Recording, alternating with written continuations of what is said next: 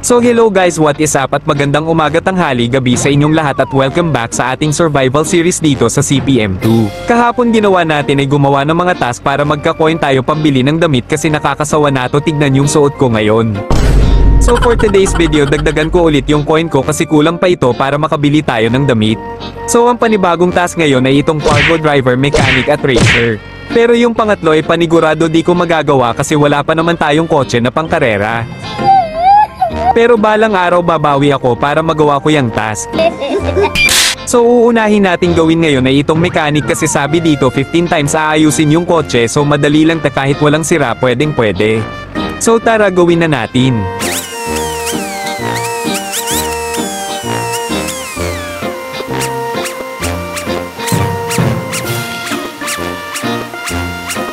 Ang cute ng tunog, parang laruan na daga.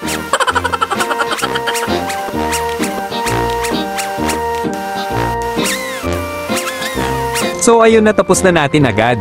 Kasi naka fast forward. So ayun, okay na tayo sa mechanic. Dito naman tayo sa cargo driver. Oh hell no!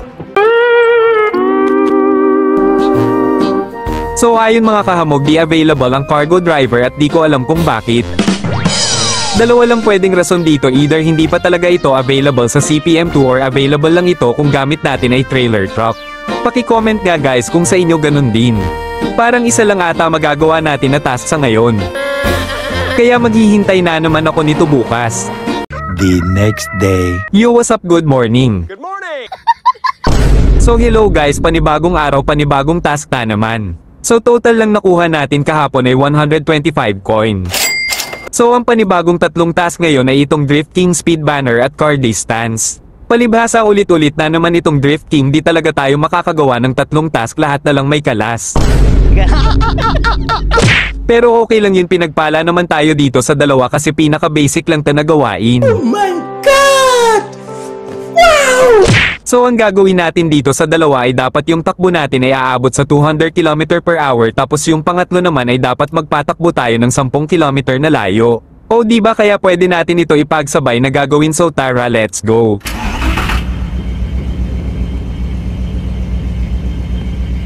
So itong Corvette ang gagamitin natin syempre para mabilis at madali. A few inches later.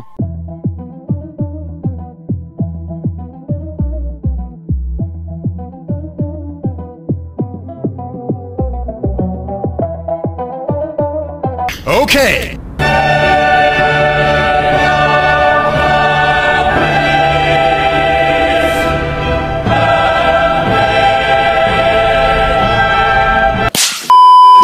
So ayun guys, natapos na natin yung task at ang coin na natin ngayon ay 165. Parang wala lang nangyari. Pero okay lang yun, may bukas pa naman, kaya bukas na naman tayo magpatuloy sa pagkuha ng coin. So ang gagawin natin ngayon ay since madami-dami na tayong nabiling negosyo dito, so plano ko nang bilhin yung dalawang natitirang negosyo sa City 2. Kita nyo naman pera ko, 197,000 pesos, diba kunting kembot na lang makakabili na tayo ng isa. Kaya ano pang hinihintay natin, tara gawin na natin. So ngayon andito ako sa City 1 tapos 13,000 pesos ang ating nakuha dito, kaya matik 200,000 na pera natin. So pwede na tayo makabili ng isa. Para hindi masayang ang ating biyahe, syempre kukunin ko muna yung mga pera sa negosyo ko para matik mag 400,000 at pwede na natin mabili ng sabay. Advance ako mag-isip. Hindi, wow. So andito tayo sa desert map.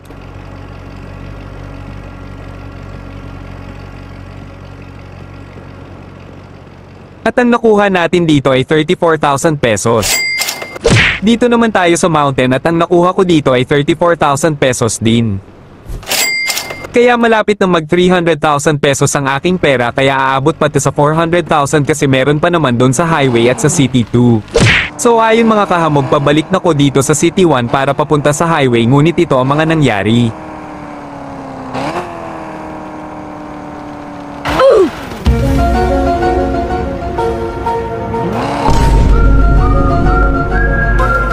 Ano te guys, bug ba to? Parang may pader na di nakikita dito.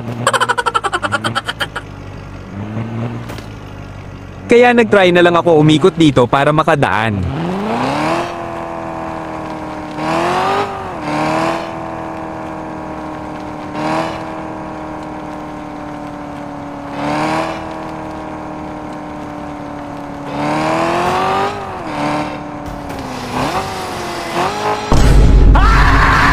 Pambihira naman ta all sas, pakiayos naman tong siraulo na daan.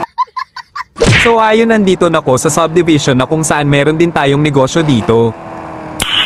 Nice.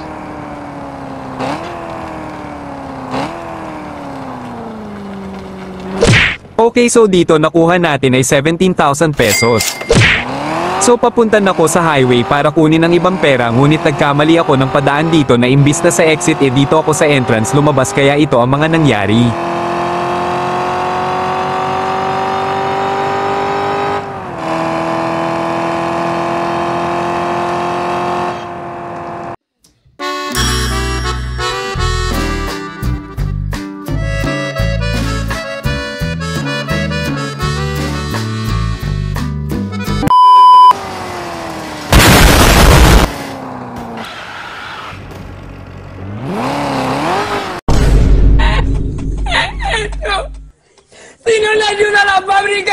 Wala na, finish na.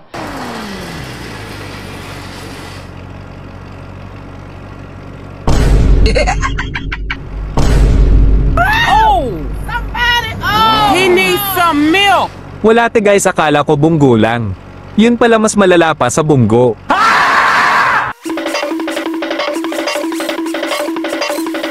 Nagre-roam na lang ako dito para madali at dito na lang ako sa highway nag-respawn para mabilis.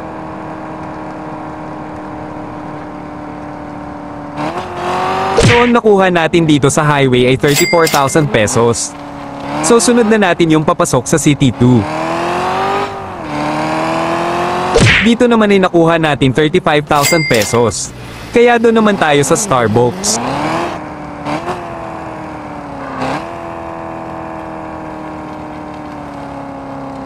Sa Starbucks naman ay 34,000 pesos. Kaya ang total ng nakuha natin ay 400,000 sarado. Goods na pwede na nating bilhin ng sabay, kaya samahan niyo ko.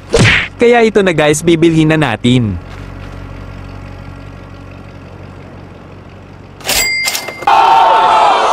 Okay na, kaya doon naman tayo sa kabila. Ito na guys ang pinaka-last na negosyo.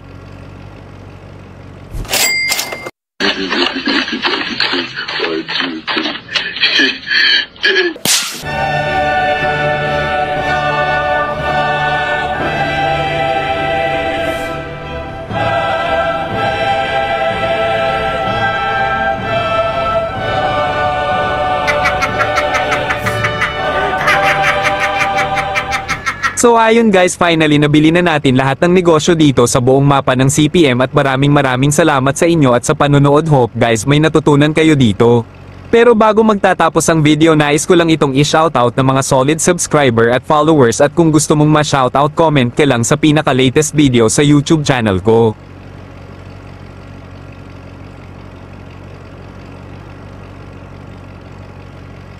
Kaya yun lang guys, kita-kita ulit tayo sa day 8 at hanggang sa muling pagkikita, paalam.